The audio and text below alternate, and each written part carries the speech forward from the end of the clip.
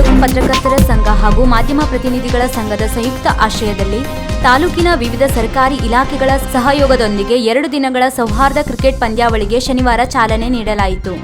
ಕಾರ್ಯಕ್ರಮದಲ್ಲಿ ನ್ಯಾಯಾಧೀಶ ಭರತ್ ಚಂದ್ರ, ತಹಶೀಲ್ದಾರ್ ಮಧುಸೂದನ್ ಕುಲಕರ್ಣಿ, ಹೆಸ್ಕಾಂ ಅಧಿಕಾರಿ ನಾಗರಾಜ್ ಪಾಟೀಲ್, ಕ್ಷೇತ್ರ ಶಿಕ್ಷಣಾಧಿಕಾರಿ ಎಂಎಚ್ ನಾಯ್ಕ್, ಅರಣ್ಯ ಇಲಾಖೆಯ ಮಹೇಶ್ ದೇವಾಡಿಗ, ಹೆಸ್ಕಾಂನ ರವಿ ನಾಯ್ಕ್, ಮಾಧ್ಯಮ ಪ್ರತಿನಿಧಿಗಳ ಸಂಘದ ಅಧ್ಯಕ್ಷ ಕನ್ನೇಶ್ ಕುಲಸಿರ್ಸಿ, ಉಪಾಧ್ಯಕ್ಷ ನಾಗರಾಜ್ ನಾಯ್ಕ್ ಮಾಳ್ಗೋಡ್, ದೈಹಿಕ ಪರಿವೀಕ್ಷಕ ಎಂವಿ ನಾಯ್ಕ್ ಉಪಸ್ಥಿತರಿದ್ದರು.